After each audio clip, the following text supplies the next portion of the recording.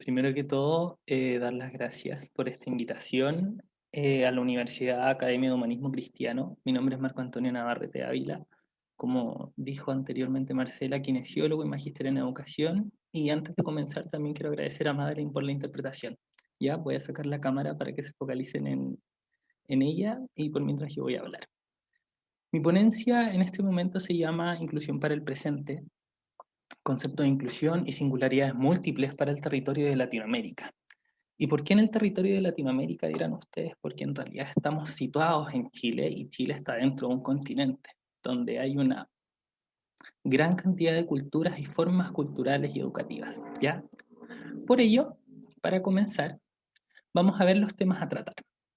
Primero vamos a hacer un breve paseo por lo que es el concepto de inclusión y educación inclusiva, algunos obstáculos complejos que hemos identificado en el Centro de Estudios Latinoamericanos, el concepto de epistemología de la educación inclusiva dado por Aldo Ocampo, el concepto de investigación en educación inclusiva que vamos a hablar en este punto de territorios situados, algunas discusiones y conclusiones y por supuesto reflexiones finales para que todos ustedes se lleven también un cambio de pensamiento y de paradigmas, ¿ya?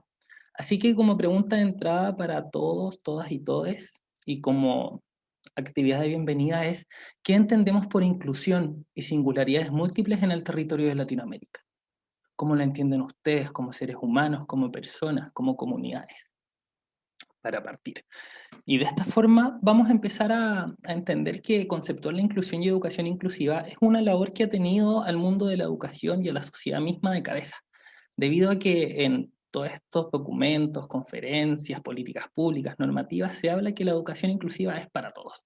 ¿Pero en qué sentido lo es? La inclusión, a su vez, ha ido transmutando, ha ido cambiando desde la segregación de estos estudiantes hasta llegar a una redención de estos sujetos abyectos de la sociedad. De a poco han ido ingresando estas minorías, ¿cierto? Estas minorías que han ido nombrando durante todo este simposio. No obstante, la educación inclusiva a nivel mundial, latinoamericano y nacional, es difícil aún decir que es trascendente la educación inclusiva, porque todavía no se entiende cuál es su función, todavía no se entiende para qué existe, qué hacemos con la educación inclusiva, ¿cierto? De esta forma, la palabra o categoría de inclusión ha sido utilizada de manera forzosa para generar una conceptualización desnaturalizada de que la educación y la sociedad es para todos. Por lo que tenemos que pensar cuál es la realidad de las personas segregadas, a quién estamos incluyendo. ¿Estas personas se sienten efectivamente incluidas en la comunidad? Nosotros como profesionales, como docentes, como comunidades, ¿pensamos eso cuando estamos pensando en inclusión?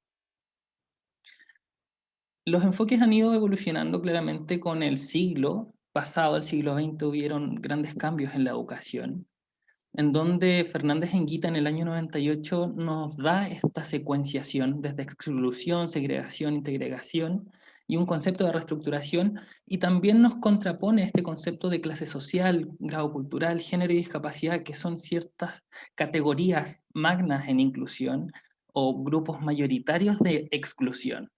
Se han observado más estos. Por ejemplo, en la exclusión, inicialmente no se escolarizaba simplemente. Incluso con personas con discapacidad se mataban o se internaban en lugares de salud psiquiátrica, ¿cierto? Así fueron avanzando progresivamente con enfoques de segregación e integración y diseñando, reformando constantemente la educación en Latinoamérica hasta llegar a un punto que tenemos que hacerla inclusiva, ¿cierto? De esta forma, la inclusión busca la participación de la sociedad de todos sus participantes. Y este paradigma de la educación inclusiva en Latinoamérica y Chile está marcada y cejada por el capitalismo mismo que existe en la región y sus formatos del poder. Ya los formatos del poder es como la opresión se ha ido perpetuando con la historia. Sigue existiendo grupos de opresión, ¿cierto? A través de este capitalismo. Y este capitalismo mantiene la educación inclusiva falsificada o híbrida. Ya hace que estos conceptos sean confundidos con los lineamientos de la educación especial. Se entiende inclusión por educación especial y son cosas totalmente diferentes. Cada una tiene su función, de hecho. De esta forma, la respuesta escolar desde este paradigma de la educación inclusiva ha ido avanzando desde la exclusión, segregación, la integración y finalmente esta forma de reestructurar la educación para incluir a los sujetos abyectos de la sociedad, que son estos grupos minoritarios, tanto la clase social, el grado cultural, el género, la discapacidad, y no obstante, existen muchos otros que también muchas veces no están identificados en la gran diversidad de comunidades y territorios que existe en nuestra región. Es por eso que este concepto de educación inclusiva tergiversado o falsificado eh, habla sobre una calidad y habla sobre una equidad, sin embargo a través de estándares de calidad, tanto como el CIMSE, la PSU, ranking educativos, entre muchos otros que nos hacen nada más que competir entre nosotros y que, como dijeron anteriormente, categorizan estudiantes a través de subvenciones estatales. Funcionamos por dinero y por diagnósticos, ¿ya? Es por ello que el pensar en una educación inclusiva auténtica va a hacer que valoremos como sociedades las singularidades múltiples, velando por el derecho de las personas, el derecho a la educación, que está declarado en las políticas internacionales, pero que efectivamente no se lleva a cabo. Este pensar la educación inclusiva desde un paradigma auténtico, un paradigma que realmente incluya, va a modernizar este discurso sobre la educación, ¿ya? Y esta modernización del discurso educativo tiene que incluir, ¿ya? Debe incluir, porque ya estamos muy desfasados con el concepto de estos sujetos que quedan fuera, ¿cierto? Y esto tiene que pasar desde un discurso acrítico. Nosotros no criticamos la educación, ¿ya? Solo replicamos, solo seguimos. Sin embargo, tenemos que pasar a un discurso mucho más crítico y una visión posmoderna que valore la diversidad humana. Y esto va a generar nuevos argumentos inclusivos para una reconstrucción de este paradigma, entre comillas, y esto va a crear un nuevo proyecto político. ¿Ya? Acá solo estamos pensando en cómo se configura la educación inclusiva. Y este nuevo proyecto político tiene que modificar estos estándares de calidad y esta categorización de estudiantes, claramente. ¿Para qué? Para evitar el fracaso escolar, para disminuir la indiferencia colectiva que existe en la educación y también estas mecánicas de exclusión, ¿ya? Porque es sistemático. De esta forma pasamos a los obstáculos complejos de la inclusión en educación, donde lo primero que vamos a ver es la estigmatización, ya que fue un concepto que apareció en las presentaciones anteriores. También está el concepto de fetichización de los sujetos abyectos y finalmente el de la interseccionalidad. ¿Ya? Vamos al primero, que es la estigmatización en base a las necesidades educativas especiales, muy conocidas en nuestra política pública gracias al decreto 170, ¿cierto? No obstante, este término fue acuñado en la ley inglesa de educación del año 81 a través del informe Barnock. Ya, y este informe lo que nos decía, o lo que quería hacer, era escolarizar a niños y niñas discapacitados, y este se le iba a integrar no solo en colegios ordinarios, sino también en las aulas ordinarias. La idea es que el niño o sujeto se integrara en la comunidad educativa como en cualquier otro, ¿cierto? No obstante, esta terminología auguraba posibles cambios en la ideología, en el concepto de discapacidad, en el tratamiento de la misma y en la política educativa y social. Ya, si se imaginan, esto es del año 81 y todavía seguimos hablando de necesidades educativas especiales. No obstante, la reflexión es, ¿esta categoría o denominación modifica las realidades sociales o culturales? ¿O es una estrategia para tapar la continuidad de una política social escasa para la discapacidad? Hablamos de inclusión, pero no incluimos a nadie. Hacemos que todo sea especialidad. Y es ahí como pasamos de este estigma a un fetiche, ya, de estos sujetos abyectos. Pensamos, el concepto de fetiches dado por CISEC, ¿ya? Y los fetiches en la educación inclusiva tienen que ver con todas estas formas o elementos que se veneran de forma excesiva, ¿ya? Y logran una alta eficacia discursiva, centrándose principalmente en estos reduccionismos políticos dados por la inclusión. No sé si se han dado cuenta, pero en cierto punto todo es inclusivo, pero nada es inclusivo. Todos hablan de inclusión, pero nadie hace inclusión. Entonces, al tiempo que vuelven a imponer esta tergiversación, esta dificultad de comprender en una condición, situación de vulnerabilidad, en un concepto que se va replicando, que se va fetichizando, ¿ya? El estigma del niño PIE, del niño CEP, si lo hablamos en conceptos escolarizantes, ¿cierto? Dentro de las escuelas. Y Ocampo en el 2016 nos indica que algunos fetiches epistémicos de la inclusión están determinados por los diversos tipos de ficciones ideológicas. ¿Cuáles son nuestros imaginarios sobre estas necesidades educativas? Y cómo se utilizan estos oportunismos políticos que se cristalizan en sus discursos, se replican. Como les digo, todas las políticas públicas en Chile ya están hablando de inclusión, sin embargo están hablando de la inclusión de la discapacidad principalmente. Es así como estos fetiches se reestructuran en tres niveles primordiales, como las compañeras anteriormente dijeron, que tienen que ver con la discapacidad, ya que es un concepto que neutraliza, cosifica, reduce, limita y también ridiculiza históricamente. Los códigos coloniales asociados al concepto de mujer, origen étnico, raza, el otro, el pensar en el negro, en el indio, en el pobre, en las diversidades sexuales, en cómo existe toda esta multiplicidad de estas identidades, el género, el concepto de lo queer, lo raro, ¿ya? Siendo estos tres los magnas de la exclusión, sin embargo, no podemos olvidar que también existen otras formas que quizás no estamos identificando. Pasamos al tercer punto de estos obstáculos y tiene que ver con la interseccionalidad. Cómo nosotros pensamos esta intersección de diferencias entre las personas. Y este concepto es una expresión utilizada desde una perspectiva teórica y metodológica que nos indica una percepción cruzada o imbricada en las relaciones de poder que existen en las personas. ¿Ya? Su uso es contextual y práctico y busca analizar omisiones jurídicas y desigualdades concretas. Ya es un concepto que viene desde el feminismo, desde Kimberly Crenshaw, ya que es una mujer negra que ganó un juicio, ya ganó un juicio en Estados Unidos sobre la opresión a la mujer negra por ser mujer, por ser pobre, habían varias intersecciones, las cuales fueron adjudicadas a su favor. Y desde ahí es que podemos pensar también en cómo nuestros cuerpos de los seres humanos están siendo interseccionados por distintas líneas, por la clase social, por tu género, por si tienes alguna diversidad funcional, entre otras, entre muchas otras. Desde el CELEI entonces proponemos el análisis interseccional de la corporeidad del ser humano, ¿ya? Y esto nos va a permitir y propiciar una reflexión permanente de cómo observamos a nuestros estudiantes, ¿ya? Y tenemos que pensar en no solo su diversidad y en su diferencia, sino también en la singularidad de esa persona. Por eso hablamos de singularidades múltiples. En un aula tenemos a 30 estudiantes, a 40 estudiantes, y cada uno de ellos es un universo. No obstante, este análisis nos puede dar un discurso emancipador que va a liberar esta opresión, o también nos puede dar una posición hegemónica, dar una situación de poder, debido a que nosotros como docentes tenemos una relación de poder frente a un estudiante. Y estas relaciones entre estudiante y persona pueden engendrar un campo de saber y poder. De esta forma, pasamos a otro punto que es de la epistemología de la educación inclusiva, que tiene que ver con cómo se construye este concepto, cómo entendemos la construcción de conocimiento de la educación inclusiva. Y para comprender ello, Aldo Ocampo en el 2020 nos dice que se concibe como un mecanismo de indisciplinamiento del campo. Ya no solo actúa una disciplina, son muchas disciplinas que se van cruzando para generar la educación inclusiva, cuyo propósito se dirige a crear argumentos mucho más amplios que permitan crear condiciones educativas que efectivamente respondan a las demandas de la multiplicidad de los sujetos educativos, ¿ya? Lo cual no muchas veces las estructuras educativas están dominadas por las fuerzas regenerativas y performativas de los formatos del poder. Sigue existiendo opresión, sigue existiendo la discriminación. ¿Por qué? ¿Ya? A su vez, para comprender las epistemologías de esta epistemología en desarrollo, esta exige la creación de saberes auténticos.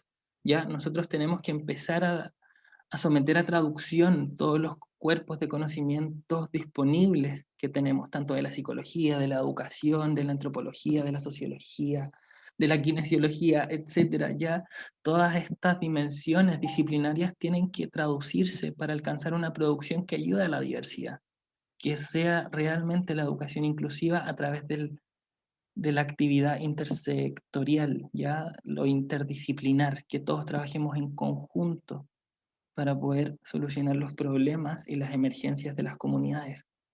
Y esto presenta una dificultad debido a que es una labor interminable de actualizar conocimientos. Por eso es algo que constantemente ha ido evolucionando y que constantemente se van descubriendo distintos problemas a través del pensar en la inclusión y en su ordenamiento.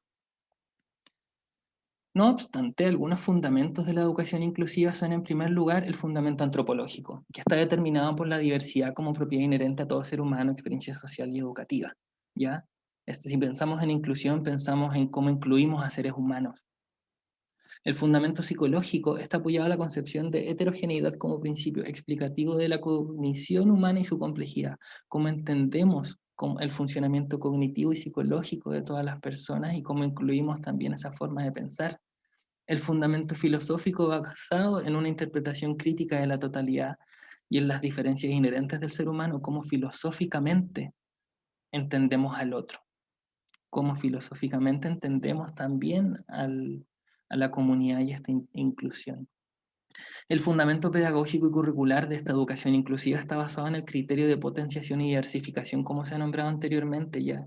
Como docentes debemos diversificar nuestras actividades, formas de evaluar, formas de interpretar a los estudiantes también, ¿ya? Y eso se hace a través de la diversificación. Y también está el fundamento político. Ya no se nos puede olvidar que esto está determinado por la Carta de los Derechos de la Educación, como también lo nombraron anteriormente, y tiene que ver con la aceptabilidad, ya con estos criterios de exclusión que siguen existiendo en la educación. Y el punto final para hablar antes de discutir y ya empezar a cerrar esta ponencia tiene que ver con la investigación en educación inclusiva. ¿Ya? Y esto se tiene que nosotros como profesionales, educadores y o mediadores observar el conjunto de emergencias a partir de la relación entre los discursos, los hechos y poderes, ya que tratan sobre los territorios locales y su desarrollo. No es lo mismo la inclusión en Latinoamérica que en España o en Europa. No es lo mismo la inclusión en Chile, en una región rural, que en una región más urbana, ¿cierto? Todo depende de un contexto local y territorial, ¿ya? Y esto tiene que ver también hacia potenciar cada territorio a través de la interpretación de su sistema mundo, cómo entendemos cómo los territorios funcionan. El análisis de estos procesos exige la aplicación de nuevos enfoques y métodos interdisciplinarios, como les dije anteriormente. Para investigar, para pensar en intervenir una comunidad educativa, tenemos que pensar en métodos interdisciplinares junto a la existencia de modelizaciones que contengan un doble desafío. Primero, estar abiertos a la reflexión. Tenemos que pensar todos cómo solucionar todo este tipo de problemas. Y en segundo, ser posibles de aplicar a la realidad local inmediata. ¿Ya? Yo creo que ese es uno de los problemas que tuvimos, por ejemplo, con la educación digital en este año que pasó.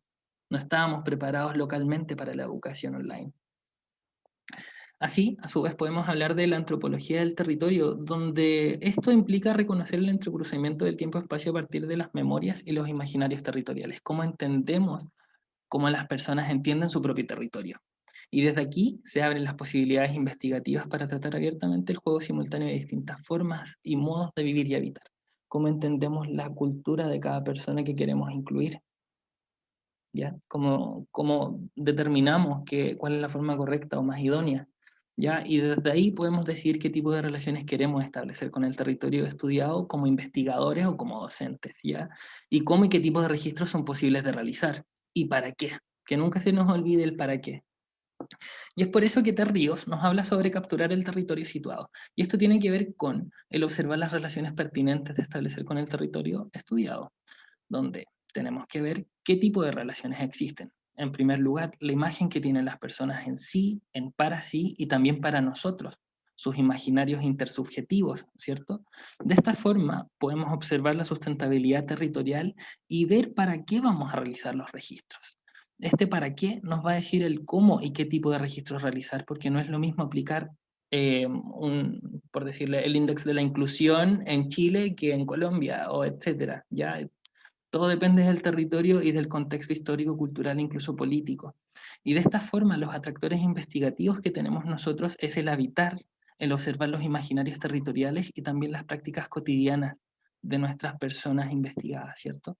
Y desde ahí podemos ver el comportamiento de discurso, hacer análisis discursivos, el hacer análisis fenomenológicos, el hablar sobre los análisis hermenéuticos y también de aplicar las etnografías para generar relaciones y generar nuevos saberes sobre qué, sobre la imagen de sí, sobre la imagen para sí y sobre la imagen para nosotros. ¿Ya? No tenemos que dogmatizar el conocimiento desde la investigación, todo lo contrario.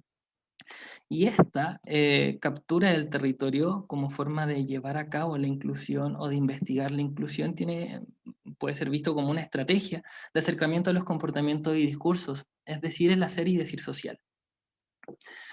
Como discusiones y conclusiones, creo que ya me estoy pasando un poco en el tiempo, pero para las futuras normativas legales, con un enfoque de inclusión, se propone plantear lo siguiente. Primero, las necesidades humanas, tanto educativas como sociales, deben ser apreciadas como foco principal, quitando el enfoque biomédico y considerando otros factores, tanto socioemocionales, familiares, al pensar en cómo intervenir las necesidades y potencialidades de cada estudiante.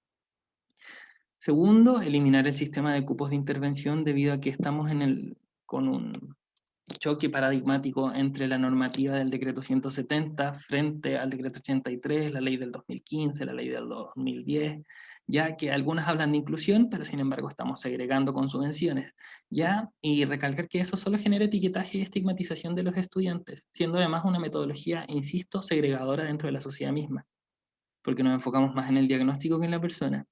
Y a su vez, propongo el transformar el lenguaje utilizado que se utiliza sobre las personas, destacando en una nueva propuesta utilizar un lenguaje que valore la diversidad humana, la justicia social y la inclusión auténtica. A su vez, el concepto de inclusión se define de múltiples formas, no existiendo un significado concreto en sí mismo, ya, y esto tiene que ver con que se utiliza para distintas situaciones y propósitos diferentes. No todos están incluyendo lo mismo. Y eso se trata de cómo generamos esta confusión de qué incluimos y para qué los incluimos. ¿Ya? Y acá Parrillas Latas nos dice que la inclusión no es un nuevo enfoque, no se circunscribe ahí sí, al ámbito de la educación, solamente enfatiza la igualdad por encima de la diferencia. Pretende alterar la educación en general debido a que tenemos que pensar en distintas formas constantemente, porque es un fenómeno dinámico, supone a su vez una nueva ética y supone un enriquecimiento cultural y educativo. También Barbero nos indica que el cuerpo en educación tiene dos perspectivas. Una, para someterlo como parte del proceso de moldeamiento de la forma del ser de las personas, y en segundo lugar, para poder acceder a las supuestas cualidades más nobles del intelecto. Aquí está la dificultad. ¿Qué vamos a elegir nosotros como educadores? ¿Someter cuerpos para formarlos y modelarlos a lo que queremos que sean? ¿O buscamos las supuestas cualidades más nobles del intelecto?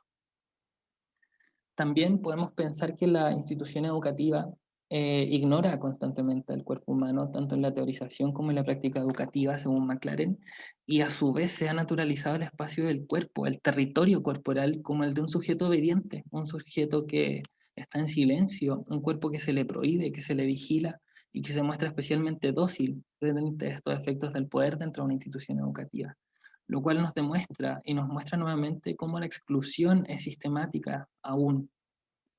Como reflexiones finales, me gusta esta frase de Sousa Santos, ya de sus Epistemologías del Sur, que nos dice que no hay justicia social sin el derecho efectivo a la igualdad, para vivir desde las posibilidades mentales que nos proporciona nuestra cultura.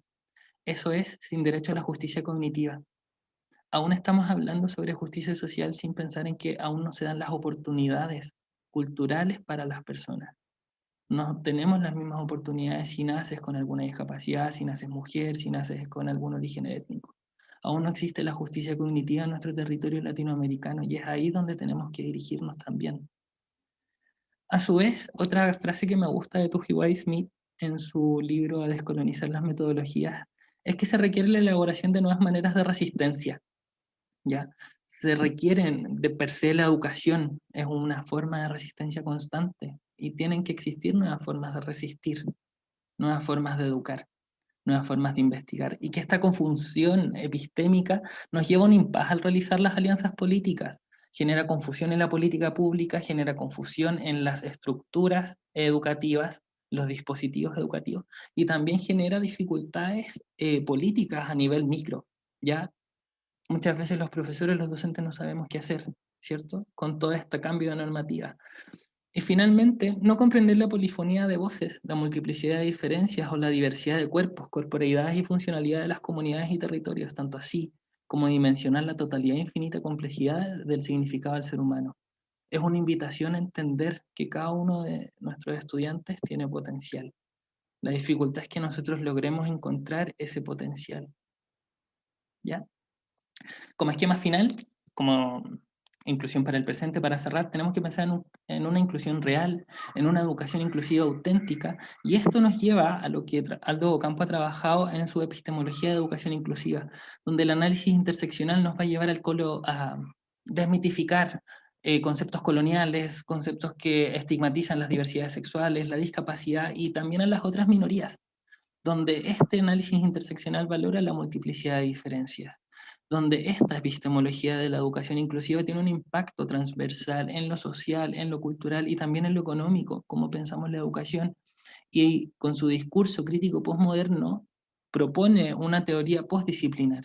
Ya se está creando esta nueva disciplina de la educación inclusiva que no tiene nada que ver con la educación especial.